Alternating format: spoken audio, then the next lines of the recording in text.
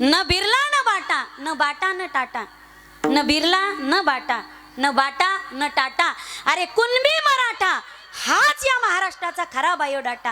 कुणबी मराठा.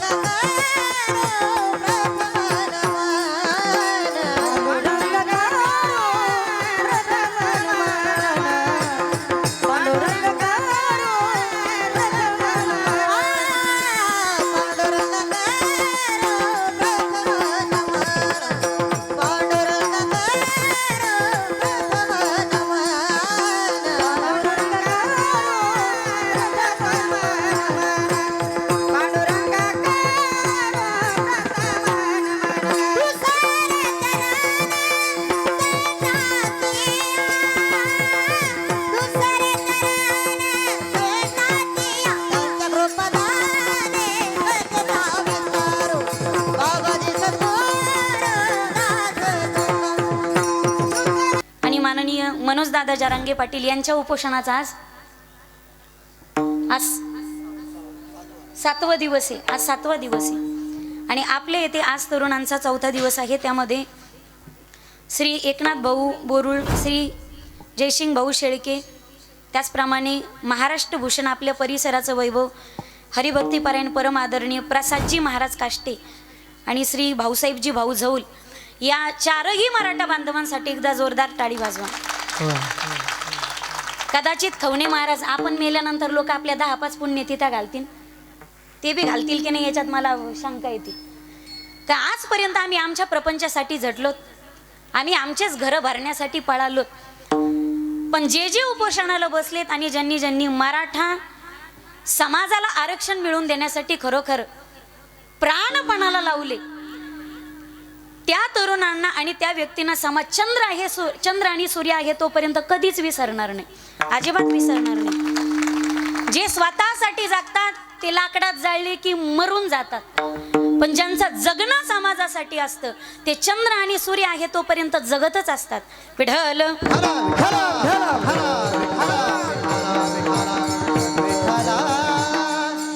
आदरणीय प्रसाद महाराज काष्टे यांचा 2-4 दिवसापूर्वी फोन आला आणि महाराजांना म्हणे ताईंची तारीख हवी, पण नंतर त्यांनी एक वाक्य वापरलं बरं का, महाराज 1 मराठा लाख मराठा बरं का. म्हटलं टेलर आईची चोळी शिवत असताना कधी शिलाई घेत नाही. माझं बोलणं कळतंय ना तुम्हाला. टेलर असेल तो गावात सगळ्यांचे पैसे घेतो, पण स्वतःच्या जन्मदाते आईची चोळी शिवायची असेल तर कोणताही टेलर पैसे घेत नाही, शिलाई घेत नाही. आणि जो शिलाईचे पैसे घेतो मग तो ते टेलर ते आईचा पुत्र नाही.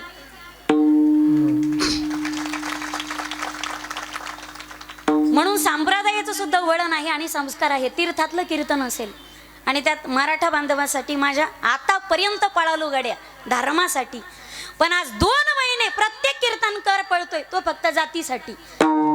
आणि हे वाक्य काळजात उतरून घ्या, मराठा आरक्षण मिळेल ते मिळणारच, त्यांच्या छातीवर बसूनच घ्यायचंय. आता अभी नहीं तो कभी नहीं, बचेंगे तो और लढेंगे, सिर सलामत तो पगडी 50. आतापर्यंत घराच्या बाहेर न निघणारा मराठा समाज एकत्रित आलाय आणि कोटीच्या संख्येने आलाय. म्हणून 1 मराठा लाख मराठा नाही तर 1 मराठा कोटी मराठा कोटीच्या संख्येने आला. ज्यावेळी मराठा समाज एकत्रित आला त्यावेळी निश्चित इतिहासच घडला, निश्चित इतिहास घडला. आणि हा 2 कोटी मराठा समाज एकत्रित येऊन जगाच्या इतिहासात आज जर तुम्ही गुगलला सर्च केलं ना, जगातील सगळ्यात मोठी विराट झालेली सभा सराटी अंतरवलीची. आपल्या महाराष्ट्राचा मराठा समाजाचाच नाही तर सकल महाराष्ट्राचा स्वाभिमानी. विठ्ठल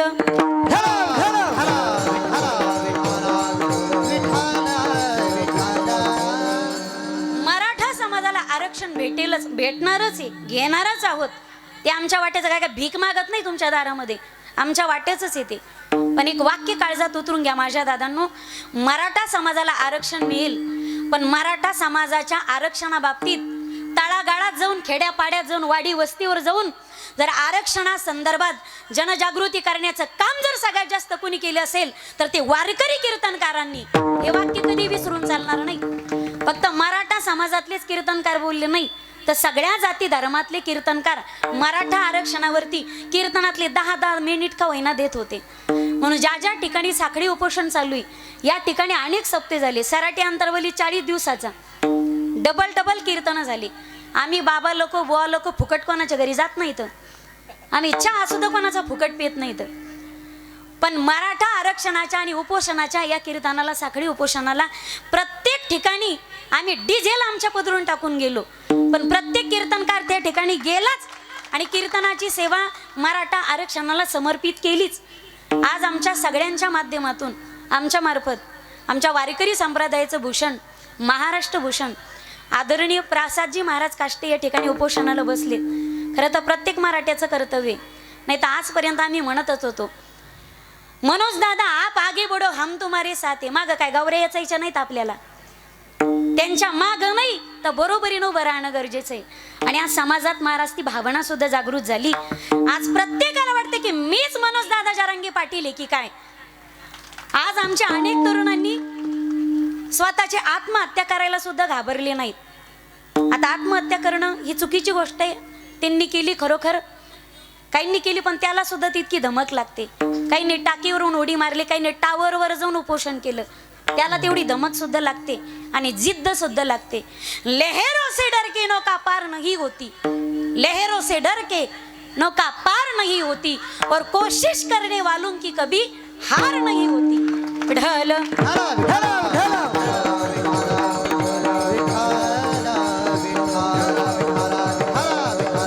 खरं तर मराठा समाजाने आरक्षण मागितलं हे 2 रुपये किलोच्या तांदळासाठी आणि 5 रुपये किलोच्या गव्हासाठी. आजपर्यंत मराठा समाजाने आरक्षण कधीच मागितलं नाही. कुठेतरी आजपर्यंत गुणवंत विद्यार्थ्यांवरती निश्चित अन्याय होतच होता. मी सोपं उदाहरण सांगेन, कुणाच्या भावना दुखवण्याचा अजिबात माझा मानस नाही. मी काय बोलते याची मी पूर्ण जबाबदारी घेते, पण तुम्ही काय ऐकताय याची जबाबदारी मी स्वीकारत नाही. त्यामुळे माझं बोलणं ऐकलं की लगेच खालून प्रत्युत्तर देण्याचं अजिबात कारण नाही. एखादा 80% मार्क 60% मार्क मिळवणारा एखादा विद्यार्थी पोलीस अधिकारी होत असेल, 60% मिळवणारा एखादा विद्यार्थी पोलीस अधिकारी होत असेल आणि 90% मार्क मिळवणारा एखादा हुशार विद्यार्थी आरक्षणाअभावी मेरिट मध्ये येऊन सुद्धा परीक्षा, त्याला पैसे भरण्यासाठी पैसे नसतील, आरक्षणाअभावी 90% मार्क पाडणारा विद्यार्थी, हुशार विद्यार्थी आरक्षणाअभावी जर पाठीमागे येत असेल, पैशाअभावी मार्क मिळून सुद्धा, हुशार असून सुद्धा केवळ आरक्षणाअभावी आणि पैशाअभावी तो जर बेरोजगार होत असेल आणि पोटा पाण्याची व्यवस्था म्हणून काहीतरी रोजगार करायचा, तो चुकीच्या मार्गात जात असेल, जाऊनही पण चुकीच्या मार्गात जात असेल, तो चोरी करत असेल आणि दरोडे टाकत असेल, तर असा 90% वाला पोलीस 90% वाला चोर 60% वाल्या पोलिसाला सापडायचा कधी? ऐका, समजून घ्या आणि विचार करा. कुठेतरी गुणवंत विद्यार्थ्यांवरती सरकारकडून निश्चित अन्याय घडतोय आणि त्या अन्यायाच्या विरोधात मराठ्यांनी पुकारलेलं बंड म्हणजे मराठा आरक्षण.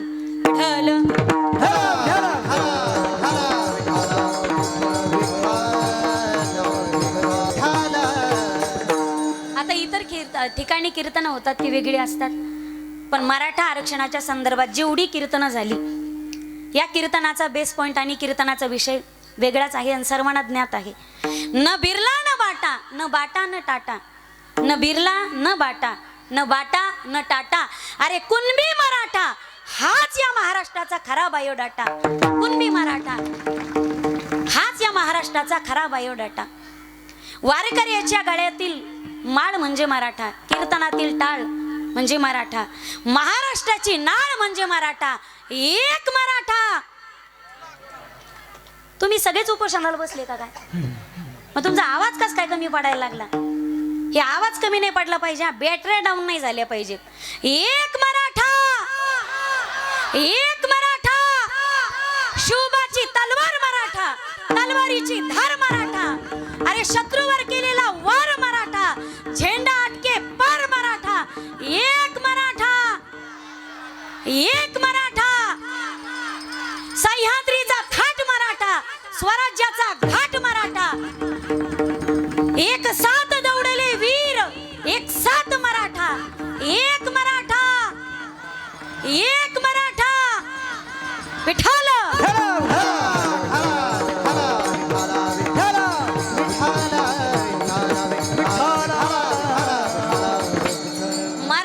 शब्दाची व्याख्या संकुचित करू नका. 18 पगड जातींना संबोधन आहे ते मावळा मराठा. आजही राष्ट्रगीतामध्ये महाराष्ट्राचा उल्लेख असा येतो. पंजाब सिंध गुजरात महाराष्ट्र नाही येत. मग तिथं का भांडणच केले का आपण? मराठा. अगदी मद्रासी गॅझेट मध्ये तुम्ही पाहताल, सातारा गॅझेट मध्ये सुद्धा मरहट्टा. अरे मरेल पण वाकणार नाही, मोडेल पण वाकणार नाही, आणि शेवटचा क्षण असा आला तर युद्धापासून कधी हटणार नाही. त्याचं नाव म्हणजे मर्द मराठा. पूर्वीच्या काळात आपले पूर्वज ज्यावेळी लढाईवर जायचे, आजही माझ्यापेक्षा तुम्ही सर्वजण तज्ज्ञ आहात आणि इतिहासाचे संशोधक आहात, तेवढ्या बाबतीत तुमच्या तुलनेत अभ्यासाने साधनेने मी फार छोटंसं लेकरू आहे. कीर्तनात बसले काही वडिलांच्या वयाचे, काही आजोबांच्या वयाचे, काही माझ्या भावाच्या वयाचे, इकडे काही माझ्या आजीच्या, आईच्या आणि बहिणीच्या वयाचे आहेत. कदाचित मला राजकारणातलं कमी कळतं बरं का, माझ्यापेक्षा तुम्ही अभ्यासू लोक आहात. आपले पूर्वज 6 महिने लढाईला जायचे आणि उरलेली 6 महिने शेती करायची. 18 पगड जातींना संबोधना. मी एक मुद्दा तुमच्या समोर मांडणारी. 18 पगड जातींना संबोधन आहे मावळा मराठा. साडी, कोळी, तेली, तांबोळी, कहार, महार, सुतार, चांभार, कहार, लोहार, नावी, वाणी, कैकाडी, भील, ब्राह्मण, कुणबी, धनगर, हाटकर. 18 पगड जातींना संबोधन आहे ते म्हणजे मावळा मराठा. जो समाज तलवार चालण्यामध्ये तरबेज होता, युद्धाचं प्रशिक्षण, हातामध्ये तलवार घेऊन दुर्जन विचाराचा निपात करण्याची धमक ज्याच्या रक्तात होती, आमचे पूर्वज छाती ठोकपणे आणि स्वाभिमानाने सांगायचे की आम्ही मराठी आहोत म्हणून. एक 50 ते 100 वर्षाचा काळ जर तुम्ही उलगडला, आता माझा जन्म नाही आणि तुम्हाला कळत नाही, 50-100 वर्षाचा काळ जर उलगडला तर पूर्वी प्रत्येकाच्या जाती समोर मराठा सुतार, मराठा कुंभार, मराठा कुणबी, मराठा लोहार ही ज्याची त्याची जात लावलेली असायची. म्हणून आपण पूर्वीचे कुणबीच आहोत. पण मराठे का झालो मग? औरंगजेबाच्या सुद्धा चरित्रामध्ये उल्लेख येतो, कितने मराठे आये हे. एकदा बादशाह बिघडला आणि त्याच्या सेनापतीला विचारू लागला, अरे क्यों शिवा थकता नहीं, क्यों शिवा झुकता नहीं, क्यों शिवा परास्त नहीं होता. त्याच्या एका सैनिकानं, नोकराने त्याला उत्तर दिलं, हुजूर, शिवा के पीछे उसके मराठों की फौज है, इसलिए वो शिवा परास्त नहीं होता. अरे मराठों की फौज जब चलती है तो कभी रुकती नहीं, मराठों की फौज जब चलती है तो कभी झुकती नहीं. मराठों की फौज जब चलती है तो कभी रुकती नहीं. और सबसे गजब की बात है, मराठों की फौज जब चलती है तो आजकल के बेईमान नेताओं की तरह पैसों से बिकती नहीं, इसलिए शिवा की हार कभी नहीं हो सकती. अरे इमानदारीचा कळस आहे त्याच्या रक्तांमध्ये. आम्ही इमानदारीला जागतोत माई बाप. मरायचा प्रसंग आला तरी हरकत नाही, पण इमानदारीला जागणारी माणसं आहोत आम्ही, आणि त्यांचं नाव आहे मराठा. 18 पगड जातींना संबोधन आहे मावळा मराठा. मग त्यात कुणबी कसं झालं आणि मराठा म्हणजे काय? मग आम्ही मराठा कधी होतो आणि कुणबी कधी होतो? मग का कुणबीचा मराठा झाला का मराठाचा कुणबी झाला? महाराष्ट्रामध्ये आणि मराठी मातीमध्ये जो जो व्यक्ती राहतो तो प्रत्येक व्यक्ती मराठाच आहे. मराठा पाटलाईन एवढ्या आणायच्या नाहीत, आम्हीच मराठा आहोत फक्त. 18 पगड जातींना संबोधन आहे ते म्हणजे मावळा मराठा. आजही तुम्ही विदर्भामध्ये गेलात तर कुणबी मराठ्याच्या त्या ठिकाणी 50 जाती आहेत मराठ्यांच्या, आणि त्यातले आपण एक कुणबी मराठा. विठ्ठल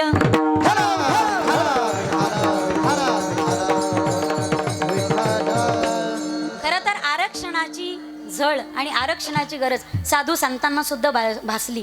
बंड पुकारलं. जी जाती व्यवस्था होती, वर्ण व्यवस्था होती, त्या जातीच्या विरोधात पहिलं बंड पुकारलं आणि बंड पुकारून शिंप्याच्या जातीला कीर्तन करायचा अधिकार नाही. या विरोधात बंड पुकारणारे पहिले वारकरी संप्रदायाचे संत श्री संत नामदेव महाराजांनी शिंप्याच्या जातीने कीर्तन केलं तर काय महाप्रलय येतं. बंड पुकारलं आणि कीर्तन केलंच. सर्व जाती धर्मातील संत आले. आता त्यातही पहा तुम्ही, तुकोबाराय, तुकोबारायचं प्रमाणच आहे. तसं आडनाव पाहिलं तर मोरे, पण तुकोबाराय दाखला देतात आमच्या जातीचा कुणबी, बरे देवा कुणबी झालो, नाहीतरी दंबे असतो मेलो. मग विदर्भामध्ये गेलात तर तुम्ही तुकोबारायची जात पडते ती. तुकोबाराय कोणत्या कॅटेगरीत मोडतात? मी माईक घेऊन खाली येऊ का? तुकोबाराय मराठा आहेत. तुकोबाराय म्हणतात आम्ही कुणबी आहेत. तुकोबारायचं आडनाव मोरे. विदर्भामध्ये गेला तर तुकोबाराय ओबीसीच्या कॅटेगरीत मोडतात आणि मराठवाड्यात आणली तर तुकोबाराय ओपन मध्ये मोडतात. साधू संतांची प्रमाण आहेत. मला जास्त तोंड जोडून सांगायची गरज पडणार नाही. विठ्ठल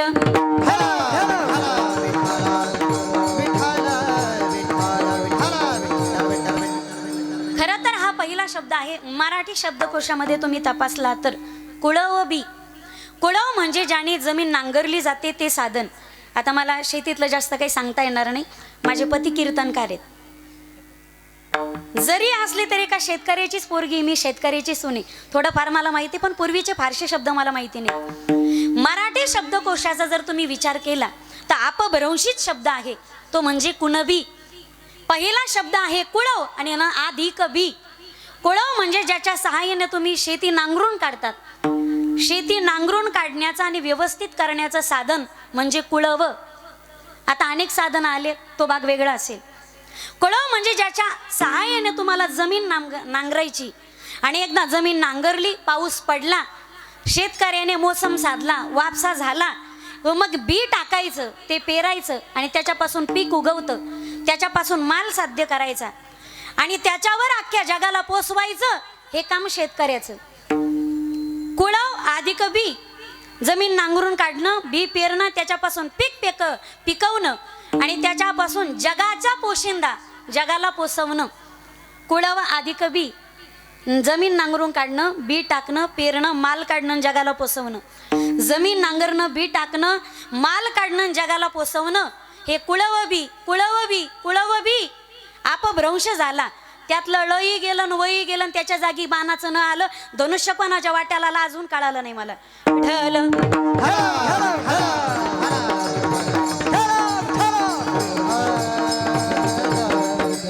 कुळवबी, कुळवबी याचं झालं कुणबी. कुणबी महाराष्ट्रात राहणारा प्रत्येक व्यक्तीच मराठा आहे, पण मराठाच्या पुढे प्रत्येकाची विशिष्ट जात लागलेली आहे.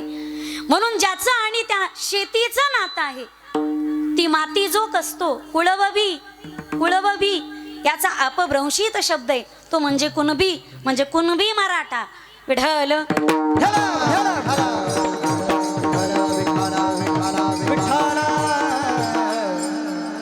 म्हणून 1902 मध्ये दुसऱ्यांदा कायदा आलता मराठा सर्वांच्या बाबतीत आरक्षणाचा.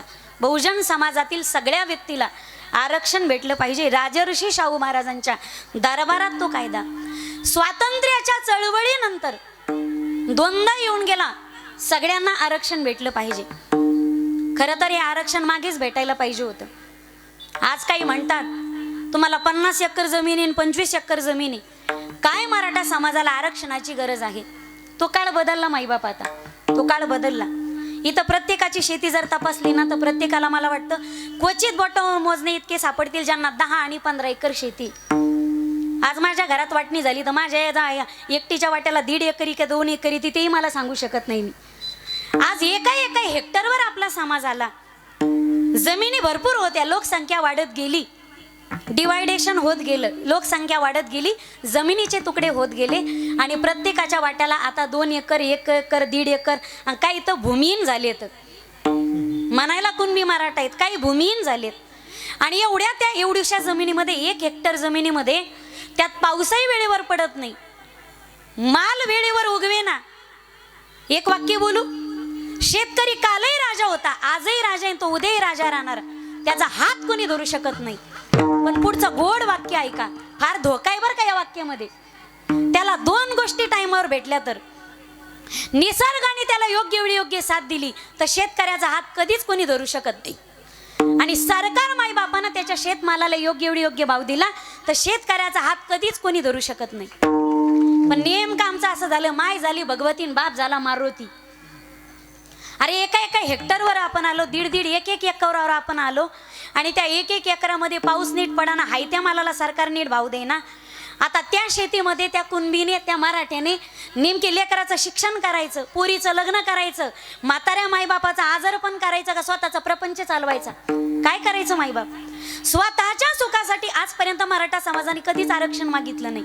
आणि माहिती आम्ही जर अप्पलपोटे असतो ना, अप्पलपोटा तो असतो जो पंक्तीला साऱ्याच्या आधी बसतो. जर मराठा समाज अप्पलपोटा असता तर पंक्तीला आधी आरक्षणाच्या बसला असता. नाही, आधी जो दुसऱ्याला जेव घालतो तो उदारे विठ्ठल.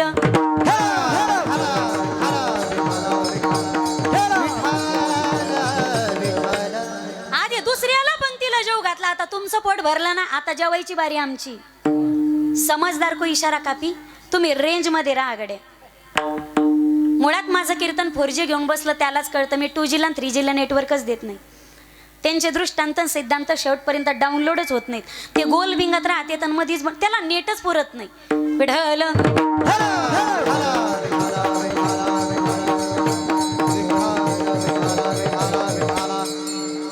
पहिली पंगत झाली, आता बसायची बारी आमची. आम्ही बसलोत ना, आता वाढायचं काम ज्यांचं पोट भरलंय ना त्यांनी करणं गरजेचं आहे. पण महाराष्ट्रातून प्रतिसाद भेटला माईबाप. जर मराठा आरक्षणाला समाजाचा विरोध असता तर मला असं वाटतंय माझ्या हटकर धनगर बांधवांनी कधी सराटे अंतरवाली झालेल्या त्या विराट सभेला सपोर्ट केलाच नसता आणि पाठिंबा दिलाच नसता. अरे मुस्लिम बांधवाचा सुद्धा सपोर्ट होता आणि बौद्ध बांधवाचा सुद्धा सपोर्ट होता. एवढी उदारता फक्त महाराष्ट्राच्या मातीतच दिसू शकते तुम्हाला. विठ्ठल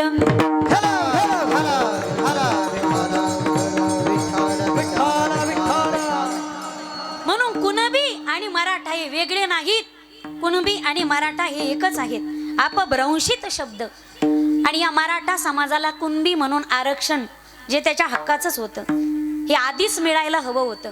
पण आज हक्काविषयी मराठा समाज जागरूक झालाय आणि कधी नव्हे तो एकदा जवळ आलायत ना. आता एकदा आलात ना, आभी नाही तो कभी नाही. आता फक्त माघार घ्यायची नाही गड्या कोणी. बऱ्याच जणांचा पोटसूळ उठत होता आणि बऱ्याच जणांनी 2-2 पार्ट्या करायची सुद्धा मजाल झाली, त्यांची हिंमत झाली. पण तरी सुद्धा कधी न फुटणारा मराठा. खरंच आपण आपली इकी दाखवली बरं का. इकीचे बळ.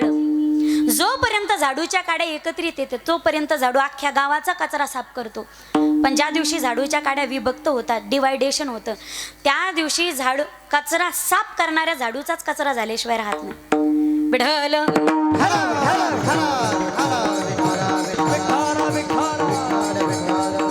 आणि आज सगळा समाज एकत्रित आलाय. आज सगळ्या माहिती तुम्हाला, आज सगळ्या मराठा समाजाची पंढरी आपली सराटी अंतरवालीत होऊन बसली. इथं पैसे देऊन लोक सभेला येत नाही तो, साऱ्या गाड्या रिकाम्या गेल्या, काचा फुटल्या, काहीच्या चष्म्याच्या भीतीनं आता देव देव म्हणायला लागले. तर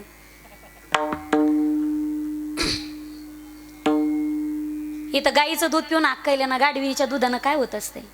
विठ्ठल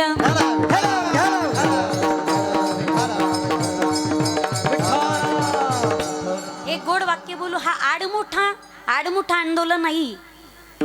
हे सगळ्या गोष्टीचा अभ्यास करून, कायद्याचा अभ्यास करून आणि शांततेच्या मार्गाने, अहिंसेच्या मार्गाने केलेलं आंदोलन. आजपर्यंत ज्या एकाही आंदोलनाला कुठं गाल बोट लागलं नाही. पण एक वाक्य लक्षात घ्या, सगळ्या देवांमध्ये आपण शांत देवता आणि लवकर प्रसन्न होणारी देवता म्हणजे महादेवाकडे पाहतो. एवढा भोळा येतो, स्वतःची बायको जरी मागितली तर भक्ताला बायकोही देऊन दे.